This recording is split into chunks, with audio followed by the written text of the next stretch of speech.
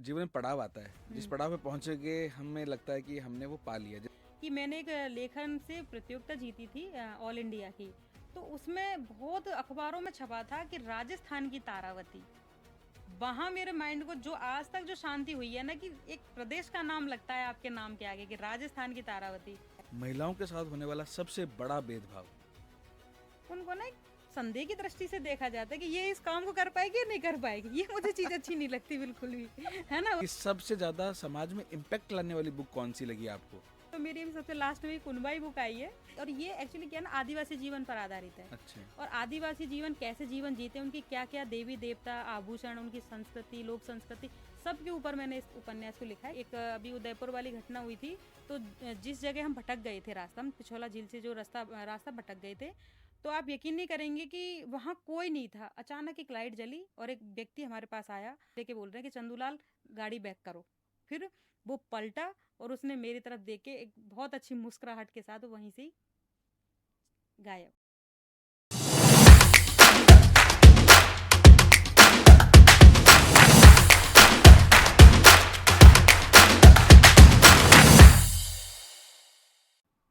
क्या आपने बचपन में कोई एप्लीकेशन लिखी है?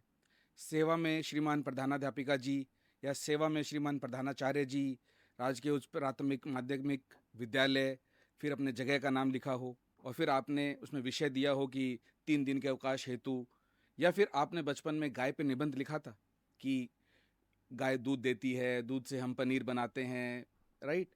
या फिर आपने कोई और कविता, कोई कौवे की कहानी, इस तरह की कोई छोटी-छोटी चीज़ें आपने अपने बचपन में ज़रूर लिखी होंगी। और हम में से मुझे ऐसा लगता है 99% 99% बच्चों का टारगेट हमेशा या तो उन कविताओं को, उन एसेज को, उन एप्लीकेशंस को लिख के अच्छे मार्क्स या अच्छी रैंक लाना ही मकसद था। लेकिन 1% से भी कम ऐसे भी जिज्ञासु या क्यूरियस बच्चे थे जिनको इन शब्दों के जालों को बुनने में बड़ा मजा आता था। जब वो गाय पे निबंध लिखते थे तो उनके सामने जैसे साक्षात गाय माता खुद आ जाया करती थी और वो फिर उसके हिसाब से अपना निबंध लिखा करते थे। आपने कभी सोचा है कि एक बहुत बड़ी बात के पीछे एक बड़ी कहानी जरूर होती है और उस कहानी के पीछे होता है किसी का अनुभव। किसका अनुभव? शायद एक राइटर का अनुभव। राइटर जब वो इम्पैक्टफुल लाइंस लिखता है तो वो यूं ही नहीं लिख देता। उन परफेक्ट या इम्पैक्टफुल लाइंस के पीछे उनके थॉट्स होते हैं, उनके इमोशंस होते हैं और सबसे बड़ी चीज उनके एक्सपीरियंसेस भी होते हैं। तो आज हम एक ऐसी ही सम्मानित लेखिका तारावती सेनी जी का स्वागत करेंगे हमारे आज के पॉडकास्ट वाला के नए पॉडकास्ट के एपिसोड में और उनसे समझेंगे कि राइटर क्या सोच कर ये सब लिखता है। और अगर आज तक आपने किसी राइटर के सोच के बारे में नहीं सोचा है तो मैं कहता हूं आज का एपिसोड आपको पूरा देखना चाहिए। और फिर लाइफ में जब आप कोई भी कविता, कोई भी शायरी या कोई भी कहानी पढ़ेंगे तो आप उस राइटर के बारे में जरूर सोचेंगे और फिर अपने ऊपर भी इस चीज को इंप्लीमेंट करके देखेंगे कि मुझे जो शायरी, मुझे जो कविता बहुत ज़्यादा पसंद थी वो क्यों पसंद आई, उसने मेरे दिल की गहराइयों तक मुझे क्यों छुआ था। तो मैं स्वागत करता हूं हमारी आज की ऑनरेबल गेस्ट तारावती सेनी जी का। मैम, आपका स्वागत तो मैं करना चाहता हूँ लेकिन उससे पहले मेरा एक सवाल है। मैंने बहुत जगह देखा आपका पूरा नाम लिखा हुआ है तारावती सेनी नीरज। तो ये राइटर जो गोपाल दास जी नीरज है उनका नाम है या फिर कुछ और? आपका बहुत बहुत धन्यवाद अजय जी। मैं बहुत खुश हूँ इस मंच पर आकर के और मुझे बहुत अच्छा लग रहा है। और जैसा कि आपने जो सवाल पूछा कि नीरज नाम के पीछे क्या कारण है। नीरज मेरा खुद का नाम है अच्छा। और उपनाम है। मैं जब मेरा जन्म हुआ था तो मेरी माँ ने मेरा नाम नीरज रखा और पूरे जो लोग हैं वो मुझे नीरज नीरज नाम से ही पुकारते थे। और जैसा आपने दूसरी बात कही गोपाल दास नीरज जी की, तो वो आपका ही ये सवाल नहीं है। बहुत सारे लोग मुझे यही कहते हैं कि वो जैसे कहते हैं वो भी राइटर हैं तो उनका जो कहते हैं ना कि कुछ चीज़ें शुभ होती हैं तो हम दूसरे से ले लेते हैं कि बिल्कुल। नीरज नाम ले लो तो उससे कुछ हो जाए, मतलब बहुत अच्छा लकी रहेगा। ऐसा कुछ नहीं है। मेरा खुद का नाम है उपनाम। और जो पंडित जी ने जो मेरा नाम रखा था वो रखा था तारावती। ओके। तो मुझे क्या, जब तक समझ नहीं थी तब तक तो वो नाम चलता रहा नीरज। लेकिन जब मुझे पता चला कि मेरे तो 2 नाम हैं, तो मुझे इन नामों में से तारावती नाम बिल्कुल भी पसंद नहीं था। इतना पसंद नहीं था कि मैं अपनी माँ से लड़ती थी। और आप यकीन नहीं करेंगे कि बहुत बड़ा स्कूल है मेरा, लेकिन उसमें पूरे स्कूल में किसी का नाम नहीं था। तो मुझे ये चीज़ एक बचपन के मानसिक तौर पे एक ये इफ़ेक्ट होता है ना कि भई मेरे जैसा नाम तो किसी का ही नहीं है, ये कितना पुराना नाम है। ये ऐसा लगता है कि बहुत 500 साल पुराना नाम है और मुझे तो बिल्कुल भी पसंद नहीं है और आपने मेरा ये नाम क्यों रख दिया? बाकी मेरी 2 बहनें भी हैं, उनके नाम बहुत अच्छे हैं, मेरी जो और भी घर में हैं, उनके बहुत अच्छे-अच्छे नाम हैं, पर ये मेरा ही नाम ऐसा क्यों है? ये मेरे मन में सवाल उठता था और फिर मैं अपनी मम्मी से भी माँ से लड़ती थी। और दूसरा मैं इस एक चीज़ इसमें मुझे सीखने की ये मिली कि मैंने क्या किया कि जो लोग मुझे पूछते थे ना कि आपका नाम क्या है? हुँ, तो हुँ। मैं तारावती बताती नहीं थी, मैं नीरज ही बताती थी। और मैंने इस चीज़ पे ज़ोर भी दिया था कि स्कूल में आप नीरज ही नाम करवा दो। तो लेकिन ऐसे है कि ना कि चीज़ें बढ़ती हैं आगे और फिर हम समझदार होते हैं और फिर जब मैंने लिखा, लिखने के बाद मैं आगे बढ़ी, मेरी न्यूज़पेपर्स में जब छपने लगी तब भी मैंने नीरज नाम से ही 2015 तक मैंने नीरज नाम से ही लिखा है। वॉव! और इसके पीछे जो श्रेय जाता है इस नाम के पीछे, जिसने मुझे आज आपके इतने बड़े मंच पर लाकर खड़ा कर दिया, कि इसका श्रेय मेरे पतिदेव को जाता है। कि जब इन्होंने मेरी जब शादी हुई थी तब तक भी इनको ये नहीं पता था कि मैं लिखती हूँ और इसको अपना नाम पसंद नहीं है। तो जब मैं गई तो इन्होंने धीरे-धीरे इनको पता चला कि मैं लिखती भी हूँ, तो इन्होंने मुझे सहयोग करना शुरू किया। मैं कहती थी मुझे टाइम नहीं मिलता है, तो उन्होंने मेरा सेटअप उस हिसाब से कर दिया कि मुझे टाइम मिले। फिर इनको पता चला एक दिन कि इसको नीरज अपना तारावती नाम पसंद नहीं है, तो इन्होंने जब मुझे बोला कि ये क्या बात हुई? जो लोग खुद से प्यार नहीं कर सकता, जो अपने नाम से प्यार नहीं कर सकता, वो अपने लेखन से क्या प्यार करेंगे? तो नहीं-नहीं जो आपका नाम है, जैसा है और बहुत सुंदर नाम है, मुझे बहुत अच्छा लगता है। और आप इसी नाम से लिखो। तो आप यकीन नहीं करेंगे कि मैंने फिर इसी नाम से अगली रचना एक न्यूज़पेपर के लिए भेजी और जब वो नाम आया, तो वो इतना सुंदर लग रहा था उस अखबार में, उस न्यूज़पेपर में कि मैंने उसकी कटिंग करके और उसको दीवार पे लगा दिया और अब उस दिन के बाद ही मेरा एक ऐसा भाग्य खुला कि उसी नाम ने मुझे पहचान दी और ऐसी पहचान दी कि मेरी अब तक 8 किताब आ चुकी हैं। मैं हर मुद्दे पे लिखती हूँ और मैंने बहुत सारे ऐसे अब मुझे बहुत सम्मानों से सम्मानित किया जा चुका है और उसी नाम की जिस नाम को मैं गुमनाम रखना चाह रही थी, आज उसी नाम ने मुझे इस मंच पर लाकर बैठा दिया है। ये तो ये तो हमें कहीं रिसर्च में भी नहीं पता चला था कि ऐसा कुछ भी है। आपने शायद पहले अपने किसी भी इंटरव्यू में ये बात जी, नहीं बताई हुई थी कि जी। 2015 तक आप अपना नाम नीरज ही यूज़ कर रहे थे। हाँ। ओके। तो जैसे हमने पुराने आपके कई इंटरव्यूज़ भी देखे थे, ऑफ़ कोर्स आपको बुलाने से हुँ, पहले हम थोड़ी रिसर्च तो करते ही हैं। तो वहाँ पे आपने एक चीज़ बताई थी कि आपको बचपन से शौक था हुँ, हुँ, लिखने का बस, हुँ, बट उस वक़्त शायद आपने इसको एज़ अ फ्यूचर नहीं देखा होगा कभी भी। हुँ। तो वो कौन-सी स्टेज थी जब आपको ये श्योर हो गया कि मैं और कुछ भी नहीं करूँगी, मैं बस राइटिंग में ही अपना करियर बनाऊँगी? जब मैं बचपन से ही लिख रही थी तो ये तो मुझे नहीं पता था कि कैसे लिखा जाता है, क्या लिखा जाता है। बस ये था कि मुझे लगता है कि जो लेखन है वो मेरे साथ ही आया है और लिखने का पूरा प्रयास कर रही थी। हाँ, पर मुझे याद है कि मैं 8th में पढ़ती थी और मैंने स्कूल के लिए जो है एक नाटक लिखा। अच्छा। हाँ, और जब मुझे वो एक तालियाँ मिली पूरे कॉलेज से, मुझे जो प्रिंसिपल हैं उन्होंने सम्मानित किया और जो मेरी जो मैडम थी उन्हें तो पहली बार पता चला था कि ये लिखती है और इतना अच्छा लिखती है और उस पर सबसे ज़्यादा अवार्ड उसी पर मिले थे। तो मुझे उस दिन लगा कि ये तो बहुत ही अच्छा काम है, इसको मैं इसको और अच्छे से करूँगी। तो कहते हैं ना कि एक बच्चे के मन में जब बीज एक चीज़ का हो जाता है तो वो फिर वृक्ष बनता चला जाता है। तो उस दिन से वो मेरे मन में वृक्ष बनता चला गया और लेखन का जो बीज था वो वृक्ष बनता चला गया और वो तालियों की गड़गड़ाहट जो है मेरे कानों में गूंजती रही और फिर मुझे लगा कि मुझे और अच्छा लिखना चाहिए तो इसलिए मैंने पढ़ना शुरू कर दिया और आपको पता ही है कि जब हम 1000 शब्द पढ़ते हैं या 2000 शब्द पढ़ते हैं तब हम 2 शब्द लिख पाते हैं तो ऐसे करके वो चीज़ वहां से मेरे मन में आई और फिर जब मुझे कोई पूछता ना उसके बाद कि आपको क्या बनना है तो मैंने कभी ये नहीं कहा कि मुझे कुछ और बनना है, इंजीनियर बनना है या जैसा भी महिलाओं की जो भी चीज़ें होती हैं। मैं सिर्फ़ कहती थी कि मुझे लेखक बनना है, मुझे राइटर बनना है, तो सब मेरे ऊपर हँसते थे, "ये क्या बनना चाहती है?" तो बस वो वहाँ से लेकिन मैंने किसी की बातों पे ध्यान नहीं दिया फिर। मुझे बनना है, बस बनना है। वो तालियों की गड़गड़ाहट मेरे कानों में गूँजती रहती थी। बताओ, ये ये जो कई बार हाँ, बड़े लोग बोलते हैं ना कि हर छोटे-छोटे अच्छे काम को भी आपको एप्रिशिएट करना चाहिए। जी, तो देखो एक 8th क्लास की बच्ची जिसने जी। एक नाटक लिखा, हुँ, उसको उस नाटक पे इतना एप्रिशिएशन मिला मिला। कि आपके जीवन में वो आज तक मतलब आप खुद बोल रहे हैं कि जी, आपको उसकी गूंज सुनाई देती है और जी। पूरी की पूरी ज़िंदगी अब आपकी उस राइटिंग की पे ही आ गई। आ गई थी। तो अभी आपने जैसे कुछ देर पहले बताया कि आपके हस्बैंड ने आपको बहुत सपोर्ट किया है हुँ, और आपके कुछ इंटरव्यूज़ में भी हमने ये बात सुनी है, उसमें आपने बताया कि अभी और गलत नहीं होते हैं पेरेंट्स। एक जाकिर खान का एक डायलॉग है, एक इंटरव्यू में बोलते हैं कि माँ बाप को इससे दिक्कत नहीं कि बच्चा करना क्या चाहता है, उनको दिक्कत इस बात से कहीं वो काम करे गरीब ना रह जाए। बस तो बिल्कुल, बिल्कुल। तो हो सकता है कि शायद उस वक्त आपके मतलब काफी साल पुरानी बात है, उस वक्त पेरेंट्स को नहीं पता होगा, और आज तक भी बहुत सारे लोगों को नहीं पता है कि नहीं पता। राइटिंग में कितना बड़ा भविष्य हो सकता है। हुँ, तो वो जर्नी को, मतलब मैं नहीं कहूंगा कि पूरी जर्नी आप मुझे बताएं, लेकिन उस वक्त एक बच्चा क्या सोचता है, हुँ। क्योंकि तारे ज़मीन पे मूवी बहुत फेमस हुई थी सिर्फ इसीलिए क्योंकि उसमें बच्चे की भावनाओं को इतने अच्छे से दिखाया बिल्कुल, गया था। बिल्कुल। हाँ तो जी। आप तो एक खुद लेखिका हैं, तो एक लेखिका अगर अब जीवन के इतने साल बाद बताए कि उस वक्त आपके मन पे क्या गुजर रही थी जब माँ बाप ने कहा था कि बेटा ये सब क्या कर रहे हो? बिल्कुल, ये आपने ऐसे कहो तारे ज़मीं का नाम लेके, और मेरी भी भावनाएँ उस चीज़ से जुड़ी हुई हैं कि बाकी के सब जब लोग खेल रहे होते थे बच्चे, तो मैं लिख रही होती थी। तो पहले तो मम्मी-पापा को ऐसे लगा, मैं मतलब मेरे मम्मी-पापा को मैं बाबूजी कहती हूँ और माँ कहती हूँ। तो उनको लगा कि पढ़ रही है कुछ, तो लगा कि अच्छा है। लेकिन उनको बाद में धीरे-धीरे पता लगा कि ये कविताएँ लिखती है, और कई बार तो ऐसा हुआ था कि एग्ज़ाम है मेरे और मैं कविताएँ लिख रही हूँ। है ना? तो फिर धीरे-धीरे उनको पता चल गया कि भई ये लिखती है। लेकिन अब उनको ये नहीं पता कि लेखन क्या चीज़ है और इसमें क्या करियर है। क्योंकि मेरे फ़ादर जो हैं टीचर हैं, और मेरी मम्मी बहुत अच्छी पढ़ी-लिखी हैं, तो उनको लगा कि इसमें तो कोई करियर ही नहीं है। और क्योंकि और पास कोई था भी नहीं कि जिससे हम इस चीज़ की जानकारी ले सकें, और ना उस वक़्त इतना कोई ने इंटरनेट या कुछ भी अपन होता है ना कि 2 मिनट में सर्च कर लिया कुछ भी है।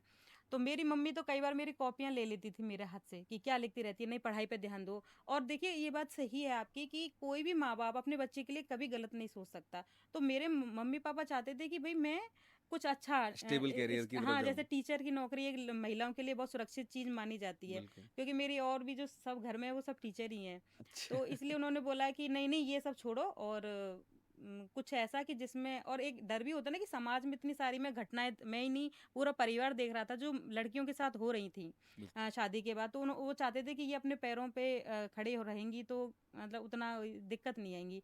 तो वो अपनी तरफ से बताइए कहाँ गलत थे, सही थे। लेकिन एक बाल मन क्या सोच रहा है? मैं वही जानना चाहता हूँ। तो एक सवाल ये है कि एक बाल मन उस वक़्त मतलब हाँ, उसको नहीं पता दुनियादारी क्या है। हाँ, उसको नहीं पता कि बड़े लोग क्या सोचते हैं। उसको नहीं हाँ। पता बड़े लोग क्या बोलते हैं। मैं तो एक बच्चा हूँ और हुँ, बच्चे को कहते हैं ना कि बाल हट सबसे बड़ा हट है। हुँ। अब बाल हट ये है कि मुझे लेखिका बनना है और मना हो रहा है किसका? वो भी माता-पिता का। तो वो जो मन के अंदर भावना थी ना वो मैं समझना चाहता हूँ। हाँ, अब बालमन ये सोच रहा है कि इस जगह पे सबसे ज़्यादा दुश्मन मेरे मम्मी-पापा हैं कि मुझे वो चीज़ नहीं करने दे रहे जो मैं चाहती हूँ। और बालमन ये भी नहीं सोच पाता है कि जो माँ-बाप सोच रहे हैं वो बहुत हमारे से भी बेहतर सोच रहे हैं। बिल्कुल। क्योंकि वो हमसे जा हम हमा जो जैसे कहते हैं ना कि ईश्वर से तुम क्या कहोगे, ईश्वर तुमसे भी बहुत बेहतर तुम्हारे लिए सोच रहा है। तो बिल्कुल। वो हमारे लिए, तो मैं क्या रोती थी कि मुझे लिखने नहीं दे रहे हैं, ये है, वो है, ऐसे करके। और मुझे मम्मी मैं कई-कई दिन तक मैंने मम्मी से बात करना बंद कर दिया। तो आप कह रहे हैं ना, और खाना-पीना भी नहीं, क्यों नहीं लिखने दे रहे? मैं उनसे एक तरीके से ना कहते हैं ना कि लड़ाई जैसा कुछ हो जाता है। तो मेरी माँ कहती थी कि अब एक दिन मेरी माँ ने भी हार के कह दिया कि जो करना है ठीक है, कर लो। तो और फिर जब वही चीज़, जैसे मैंने वो 8th वाली चीज़ कही है आपको, जब वो चीज़ वहाँ तक पहुँची, तो मेरे मम्मी के मन को वो कहीं न कहीं छुआ कि ये फिर कुछ ना कुछ करना चाहती है। तो मैंने कहा मैं टीचर भी बन जाऊँगी लेकिन मैं लेखन नहीं छोड़ूँगी। तो फिर मेरे मम्मी-पापा खुश हो गए कि चलो अभी तो हाँ किया है तो अच्छे से पढ़ाई भी करो, लिखने भी करो। तो उस वक़्त मेरा मन बहुत दुखी था। मैं कह नहीं सकती कि मैंने कई बार पढ़ाई पे भी मेरा फ़ोकस नहीं हो पाया था। लेकिन आज माँ-बाप देखते हैं मेरे तो वो बहुत खुश होते हैं कि चलो इसकी जो ज़िद थी वो कामयाब हो गई एक तरीके ये से। बहुत बड़ी चीज़ होती ये है और माँ-बाप के लिए इससे बड़ी खुशी की बात हो नहीं सकती। हुँ, अब अपन बहुत जल्दी फ़ास्ट फ़ॉरवर्ड करके हुँ, सीन को बदला पलटते हैं। हाँ, आज आप खुद एक माँ हैं, हाँ, आपके भी प्यारे-प्यारे बच्चे हैं। हुँ, अब वो चीज़ अगर आज आपके बच्चे बोलना चाहें, चलो राइटिंग तो अब आप खुद जानते हैं इसलिए ठीक है। मान लो कि अब आज की दुनिया में जो ट्रेंड चल रहे हैं, जैसे डिजिटल कंटेंट हुँ, क्रिएटर्स बच्चे हुँ, बन रहे हैं, डिज़ाइनर्स बन रहे हैं, एडिटर्स बन रहे हैं, एनिमेटर्स बन रहे हैं, पता नहीं कितनी अलग-अलग तरह की हुँ, चीज़ें फ़ील्ड जी। आ रही हैं। अब आपके बच्चे अगर इस तरह की फ़ील्ड में जाना चाहें, तो एज़ अ पैरेंट आप उनके साथ कैसा बिहेव करेंगे? देखिए, कहते हैं ना कि पता जब ही चलता है जब अपन खुद माँ-बाप बनते हैं, है ना? तो माँ-बाप पे इल्ज़ाम लगाना बहुत एक बच्चे बहुत के लिए आसान। आसान होता है जब हम बच्चे होते हैं या युवा अवस्था में होते हैं ना, कहते हैं तुम क्या कर रहे हो, तुमको कुछ नहीं आता, हम लोग 1 मिनट में कह देते हैं।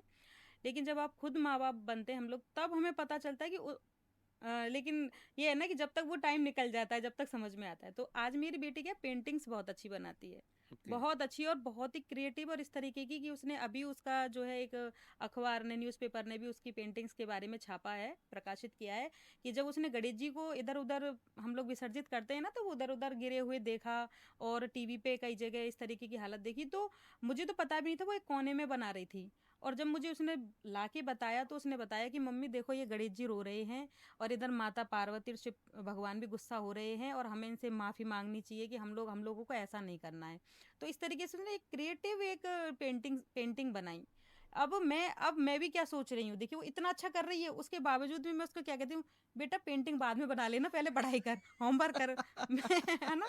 तो मैं घर की ही बात बता रही हूँ आपको, मैं किसी कहीं नहीं जाना चाहती। तो फिर मुझे ना वो चीज़ क्लक क्लिक करती है जो ये कि एक दिन मैं भी ऐसी थी। अब वो क्या कई बार गुस्सा हो जाती है कि मैं उसके क्या कलर से छुपा देती हूँ कि आएगी इसमें लग जाएगी, पहले पढ़ाई। पहले फिर पढ़ाई। मुझे अपना भी याद आता है कि एक दिन मेरी सेम यही स्थिति थी। तो अब ये है कि बच्चों को समझना बहुत ज़रूरी है। अब जैसे अगर हमारे साथ कुछ चीज़ें हुई हैं, नहीं माँ-बाप लेकिन अब हम उस जगह पे हैं कि हमें हमारे बच्चे का मानसिक जो है वो पढ़ना पड़ेगा कि उसके माइंड में क्या चल रहा है। क्योंकि अब भविष्य चेंज हुआ है। अब आप देखेंगे 20 साल, 10 साल के अंदर इतना कुछ एकदम फ़ास्ट चेंज हुआ है कि इंटरनेट ये सारी चीज़ें आ गई जो हमने नहीं देखी नहीं थी। देखी। है ना? हम बहुत बड़े हो चुके थे तब जाके हमको ये चीज़ें सुनने को, देखने को मिली हैं। तो अब हमें बच्चे के हर एक्टिविटी पे ध्यान देना पड़ेगा और उनके ख़ासकर बाल मन पे।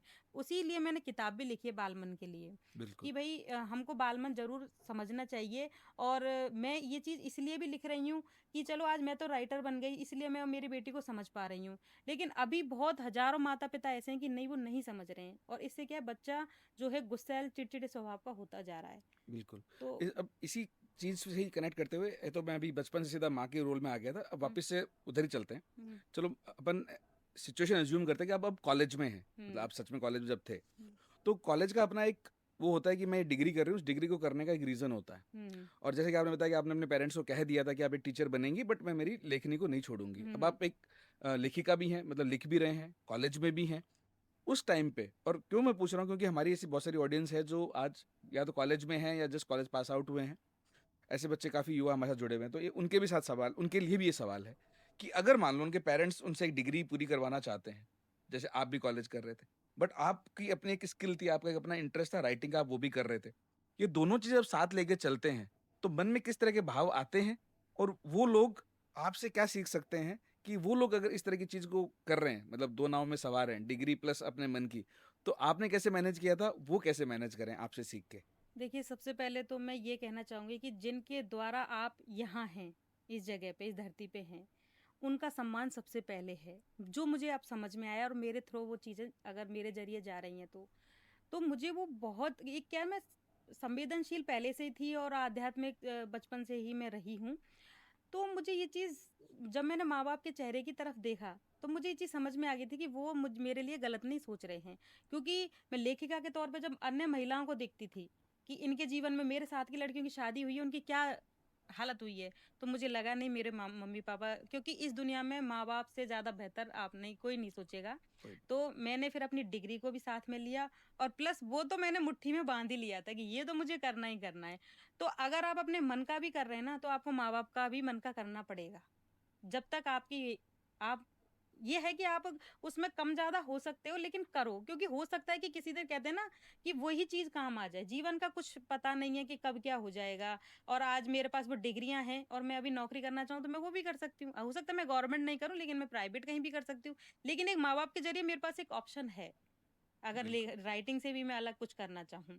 तो सबकी सब चीज़ें मत लेके चलो, बस इतना है कि मुझे मेरे मन के एक तो अपना समय समय का क्या कहते हैं समय का डिवाइडेशन, अपने समय को ऐसे दीजिए कि आप अपने मन का भी कर सकें, आप अपने परिवार का भी कर सकें। ठीक है, अभी अपन थोड़ा-सा इस राइटिंग को और नेक्स्ट लेवल, जैसे अपन बहुत सारे बड़े-बड़े राइटर्स को देखते हैं, मैं पुराने की बात नहीं कर रहा, अभी इस नए ज़माने की बात करते हैं। जैसे आपने चेतन भगत के बारे में देखा होगा, हुँ। वो एक आईआईटीएन, उसके बाद में हुँ, उन्होंने इतनी बड़ी-बड़ी जॉब्स की, फिर वो फाइनली सब कुछ छोड़ के अपनी बुक्स पे आ गए, बुक्स लिखी, फिर उन हुँ, बुक्स के बेसिस पे उन्होंने मूवीज़ के लिए भी लिख दी और बाद में उन पे मूवीज़ बनी भी, हुँ, टू स्टेट्स बनी हुँ, थी, हुँ, हुँ, है ना? तो वैसे आपको क्या लगता है कि आज की जो जनरेशन है, हुँ, हुँ, हुँ। उसके लिए बुक्स उतनी कारगर हैं या फिर ये मूवी ज़्यादा कारगर हैं, उन तक कोई मैसेज पहुँचाना हो तो? नहीं, बुक तो देखिए हमेशा से ही कारगर थी। जो इतने बड़े-बड़े महान व्यक्ति बने हैं, वो बुक से ही बने हैं। क्योंकि 10 प 15-20 साल पहले से ही सोशल मीडिया का ज़्यादा हल्ला मचा है। लेकिन हाँ, ट्रेंड के साथ आगे बढ़ना ज़रूरी है और लोगों तक यदि पहुँचना है तो अब जैसे कहते हैं ना कि अब ट्रेंड के साथ यदि नहीं चलोगे, तो चीज़ें पीछे छूट जाती हैं। तो दोनों ही चीज़ें बहुत अच्छी हैं। सोशल मीडिया अभी बहुत अच्छा प्लेटफ़ॉर्म है अपनी बातें कहने के लिए और किताब तो हमेशा रहेंगी। जैसे कहते हैं ना पृथ्वी भी खत्म होगी तो किताब तो ज़िंदी रहेंगी ही रहेंगी। यही है कि ये हमें एक बार हो सकता है कि लाइट चली गई अभी, तो हमारे तो सारे मोबाइल वगैरह सारे ठप हो जाएँगे, लेकिन किताब हैं, वो हमें फिर से मिल जाएँगी, रखी हैं आपके पीछे, सही बात है। निकालो और पढ़ो। तो ऐसा नहीं कि कोई भी चीज़ खत्म होएगी मतलब नहीं करनी चाहिए, पर ये है कि ट्रेंड के साथ चलो तो दोनों से अपन ज्ञान प्राप्त हाँ, कर सकते हैं और सारी चीज़ें दोनों इसमें साथ में चलेंगी, चलेंगे हमेशा चलती तो रहेंगी। बेटर रहेगा। ऐसा नहीं है कि सिर्फ़ वीडियो से ही कुछ हो रहा है, वेब सीरीज़ से ही बहुत बड़ी चीज़ें हो रही हैं। अभी जब हम आपका इंस्टाग्राम अकाउंट रिसर्च कर रहे थे, तब हमें एक वो क्लिप मिली जहाँ पे एक टीचर हैं किसी इंस्टीट्यूट के और वो राजस्थान की जीके का सवाल एक कवर कर रहे हैं। हुँ, उसमें आपके एक बहुत बड़ी अचीवमेंट पे उनका वो सवाल है। हुँ, आपको इंडिया बुक ऑफ रिकॉर्ड्स में सबसे छोटी स्टोरी के लिए एक अवार्ड मिला है। हुँ, उसके बारे में थोड़ा-सा समझाएँगी हुँ, कि वो मतलब वो लिखा ही क्यों इतना छोटा? हुँ। लोग क्या है ना बहुत बड़ी चीज़ों के पीछे भागते हैं, है ना? वो हम मैंने फिर देखा कि नहीं, कुछ हम बहुत छोटा करते हैं। तो वो मैंने लिखी और जैसे कि बचपन में होता है ना कि जीके के हम किसी और के बारे में पढ़ रहे होते हैं और फिर हम बुक्स में कोई हमें भी पढ़ रहा होता है, तो ये अपने आप में एक गर्व की चीज़ होती है। और इस चीज़ को माइंड में लाने के लिए वास्तव में क्रिएटिविटी और हमें पढ़ने की आवश्यकता है।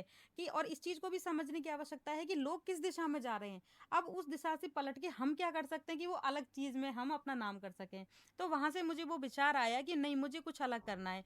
यही नहीं है मैंने वर्ल्ड ग्रेटेस्ट रिकॉर्ड विश्व की सबसे छोटी लघु कथा भी लिखी है। वो भी अच्छा। 10 शब्दों की है और उसमें भी मैंने विश्व रिकॉर्ड बनाया हुआ है। ये तो इंडिया बुक ऑफ रिकॉर्ड है। तो ये है कि हम लोग बहुत अच्छी-अच्छी चीज़ों के पीछे भाग रहे हैं। अरे नहीं, कुछ अपने मन से करो, कुछ अपनी क्रिएटिविटी देखो, अपने मन में झाँको कि हम क्या कर सकते हैं? किसी की होड़ा-ओड़ भागने की ज़रूरत नहीं है। तो मैंने वही किया और जब मैं अपने आप को जीके की जब मुझे यहाँ जयपुर की जो इंस्टीट्यूट हैं, जो भी हैं, जिनमें मुझे पढ़ाया जा रहा है, तो बड़ा एक गर्व होता है कि किसी दिन ये सपना होता है, लेकिन जब आप खुद को देखते हैं, तो बहुत बड़ी बात है। लेकिन उसके लिए आपको मौलिकता अपनाना ज़रूरी है। मौलिक रहिए, सच्चे रहिए, पवित्र रहिए। सारी चीज़ें अपने आप होंगी, कुछ नहीं है। अब आप अपने स्तर पे पूरी मेहनत करिए और तो मैम जैसे हमने आपका पॉडकास्ट देखा था अभी कुछ टाइम पहले आपका एक पॉडकास्ट आया था और कुछ इंटरव्यूज़ भी देखे। आपकी बातों में ना भगवान में या अध्यात्म में भरोसा बहुत गज़ब का मतलब दिखता है। मतलब कुछ लोग क्या है बोलने जैसा बोलते हैं, बट आपके में ना वो विश्वास आपकी बातों में, आपके कॉन्फिडेंस में, उस वक़्त आपके चेहरे में बहुत गज़ब का दिखता है। तो ये बचपन से ही बहुत गज़ब का बिलीफ था या धीरे-धीरे कैसे आपके अंदर ये बिलीफ डेवलप हुआ? ये बचपन से ही है। क्योंकि जब मैं छोटी थी तो मैं क्या है सपनों में भगवान को देखती थी। और सबसे पहले मैं एक शिव परिवार को देखा था मैंने, बहुत छोटी थी, 3rd क्लास में पढ़ती होंगी या ऐसे। तो उसके बाद मुझे लगातार मैं भगवान से बातें करती थी और आज मेरी बेटी भी वैसा ही करती है, वो भगवान से बातें करती रहती है और उसको बहुत बिलीव है। और जैसा कि आपने कहा कि माँ-बाप हाथ जोड़ रहे हैं, हमने भी वो सारे काम किए हैं, लेकिन वो मेरे साथ में बहुत एक्स्ट्रा होने लगा।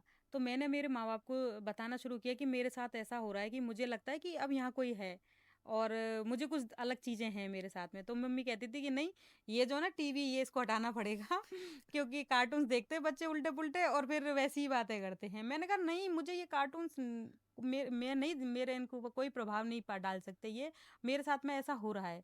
लेकिन वो है कि नहीं हुआ विश्वास तो क्योंकि वो मैं कुछ ऐसा कह रही थी कि वो शायद करोड़ों लोगों के साथ नहीं होता होगा।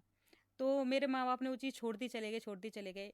एक दिन क्या हुआ कि मैं ना चीज़ें कहने लग गई। मेरी जो बड़ी बहन है उसकी शादी उसी घर में हुई थी जिस जो मैंने 6-7 साल पहले उसके लिए कह दिया था। या मैंने मेरे हस्बैंड कैसे होंगे इसको मैंने एक पेपर पे लिख दिया था। इवन उनके यहाँ एक मस्सा है, वो भी मैंने उस पेपर पे लिखा हुआ है कि वो ऐसे होंगे और इस रंग के होंगे क्योंकि मुझे तो मैं क्या है तो मैंने उसको पहले ही लिख लिया था। तो जब मैंने जब डायरी जब दूसरों को दिखाई कि जब ये देखने आए, तो वाक़ई में बिल्कुल वैसे ही हैं और मुझे पता है कि 2 बच्चे हैं, तो मैंने वैसी ही ज़िंदगी दी है। आज मैं वाक़ई में वैसी ज़िंदगी जी रही हूँ जो मैंने देखी है। मेरे पास कोई कमी नहीं है, वैसे ही बच्चे हैं, वैसा ही पैसा है, वैसा ही सब कुछ है। तो मैं क्या चीज़ों को देख पाती हूँ और ये एक जुड़ाव ये नहीं है कि मैंने इसको जब कहते हैं ना कि बचपन में हमें भी इतनी समझ नहीं होती कि ये क्यों हो रहा है। मेरी जो बुक आई है 100 डेज़ द मिस्ट्री कंटिन्यूज़, उसमें भी मैंने बहुत सारे मेरे ही अनुभव लिखे हैं। क्योंकि हम लोगों को तो बता नहीं सकते, हो सकता है वो तो मज़ाक उड़ाएँगे, ये क्या मतलब पागलपंती कर रहे हैं। तो मैंने कहा अपनी इन चीज़ों को क्यों ना बुक्स में लिखा जाए, तो मैंने बुक्स में भी लिखा है। हाँ, लेकिन जब आप बिल्कुल वाक़ई में, एक तो ईश्वर का आशीर्वाद होता है कि आप उनके लिए कुछ ख़ास हो, और आप वाक़ई में फिर उनकी आराधना करते हैं, पूजा करते हैं, तो वो वाक़ई में आपके बिल्कुल जुड़ जाते हैं, और फिर वो आपको वो दिखाते हैं जो आम आदमी देख ही नहीं देख पाता। ही नहीं पाते।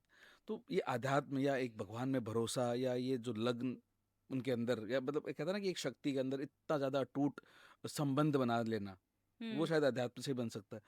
अगर वो चीज़ हम हमारे अंदर डेवलप करें, हुँ। तो हमें हमारे सपनों को पूरा करने में आपके हिसाब से कितनी मदद मिलती है? बहुत मदद मिलती है।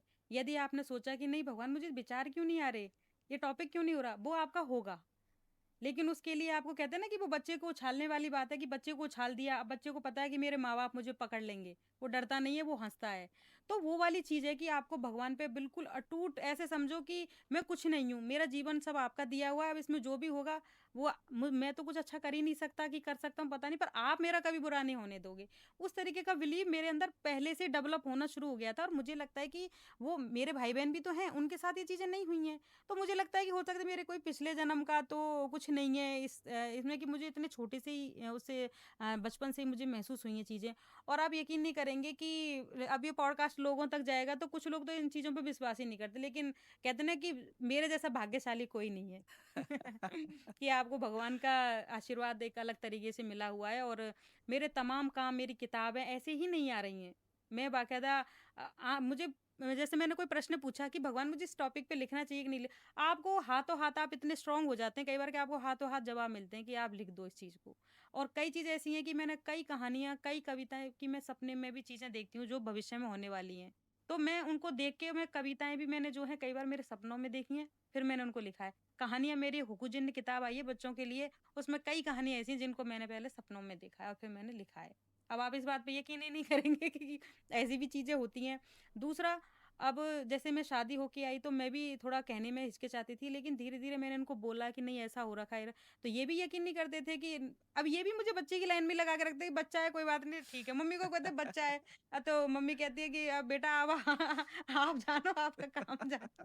तो हम कहते तो लेके आ गए। हाँ, तो फिर जब मेरे साथ-साथ कहते हैं ना कि जब हम अर्धांगिनी कहते हैं ना कि आधा शिव आधी पार्वती बन गए, तो फिर आपके साथ भी वो कहते हैं कर्म भी काम आते हैं एक-दूसरे के, हस्बैंड के और एक जब मिलते हैं तो कर्म एक-दूसरे के मिलके काम करते हैं। हाँ। तो वही कर्म हमारे काम कर रहे हैं, फिर इनके साथ भी कुछ चीज़ें होने लगीं कि एक अभी उदयपुर वाली घटना हुई थी, तो जिस जगह हम भटक गए थे रास्ता, हम पिछोला झील से जो रास्ता भटक गए थे, तो आप यकीन नहीं करेंगे कि वहाँ कोई नहीं था। अचानक एक लाइट जली और एक व्यक्ति हमारे पास आया, और वो मेरे पति का नाम लेके, मतलब इतने अंधेरे में भी आप गाड़ी में देख नहीं सकते हो दिन में भी कौन बैठा है।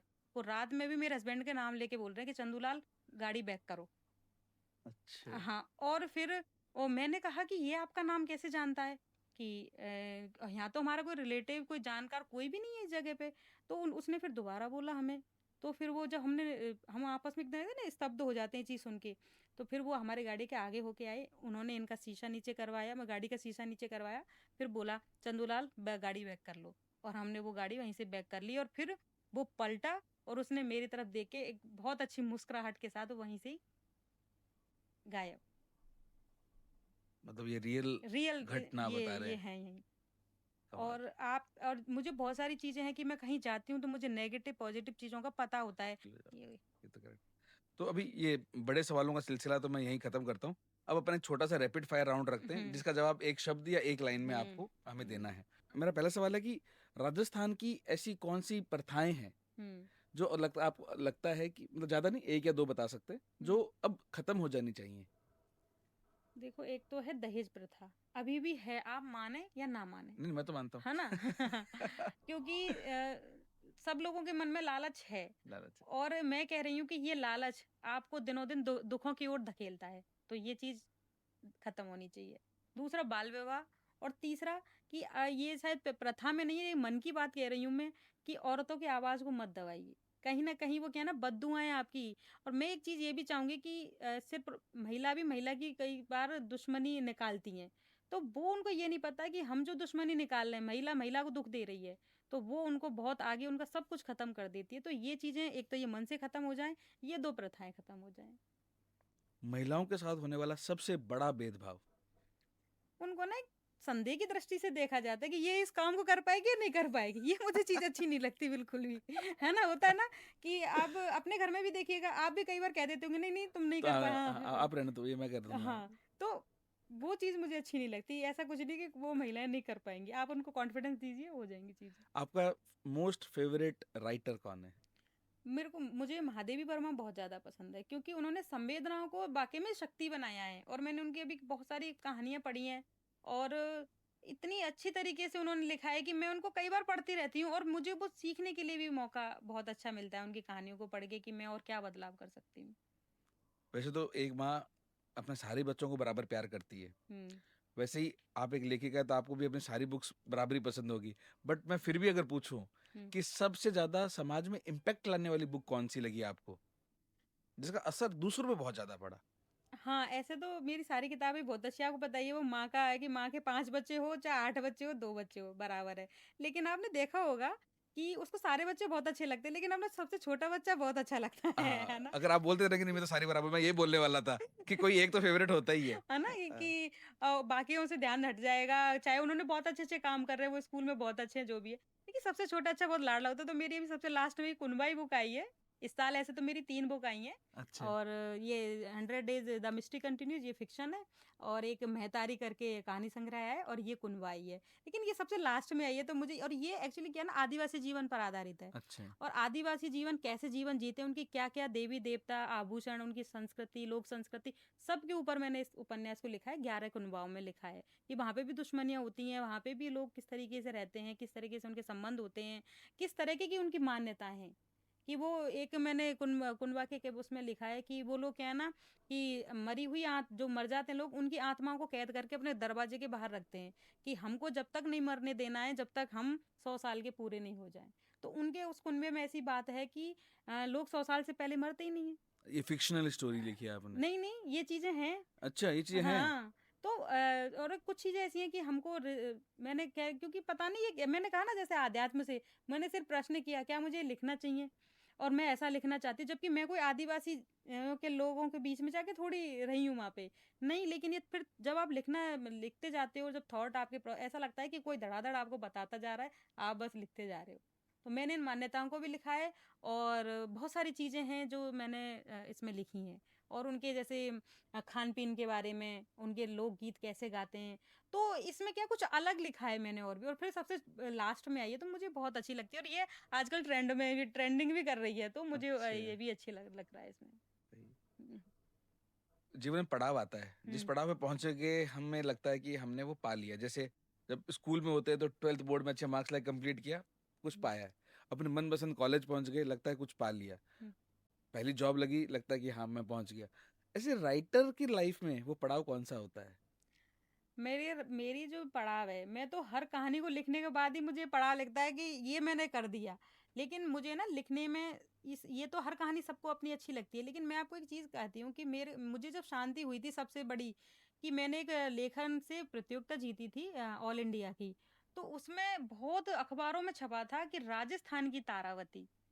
वहाँ मेरे माइंड को जो आज तक जो शांति हुई है ना कि एक प्रदेश का नाम लगता है आपके नाम के आगे कि राजस्थान की तारावती। तो उस टाइम पे मुझे ऐसा लगा कि मैंने भले ज़्यादा कुछ नहीं किया लेकिन आज मुझे लगा कि मैंने सब पा लिया है। अब उसके बाद मैंने इतना सब कुछ किया है, लेकिन हर जो आपको चीज़ शांति दे रही है वहीं आप पड़ाव करो थोड़े दिन, उसी चीज़ को महसूस करो। तो आपको शा और ऐसे अभी जीवन में बहुत पड़ाव आएँगे क्योंकि इंसान एक ऐसी चीज़ है कि उसकी कभी जो है पड़ाव हाँ, इच्छा रुकते कभी नहीं हैं। पूरी होंगी ही नहीं। अच्छा, अब आप एक फ़िल्म बन जाएगी, मेरे जो लिखे हुए पे शॉर्ट फ़िल्में भी बनी हैं, बहुत सारे अवार्ड या जो भी कुछ हुआ है, लेकिन फिर भी मेरे अंदर एक है कि अब नहीं, अब मुझे ये करना है, ये मुझे वो करना करना है। तो जिस पड़ाव पे जाके आपको शांति मिले, एक बार वहाँ ठहर जाओ, ये है। और आखिरी सवाल ये है कि अगर एक लाइन में या तो आप अपनी जर्नी को अगर कंप्लीट करके एक हुँ, लाइन में बता सकें या फिर वो जो आपकी सबसे छोटी वाली जो वो राख है रचना, अगर उसको आप थोड़ा सा बता सके ताकि कंक्लूजन में वो संदेश हमारी ऑडियंस तक ज़रूर पहुंचे कि आखिर एक लेखक सब कुछ करने के बाद में अपने आप को या अपनी जर्नी को अगर उतनी क्या बोलते हैं संक्षिप्त रचना में अगर कंप्लीट करके बता सके। मैं तो सिर्फ इतना ही कहूँगी कि मेरी जो लेखनी है वो ही मेरी शक्ति है। तो मैं लेखन को अपनी शक्ति मानती हूँ। लेकिन ही शक्ति है। लेखन ही शक्ति है।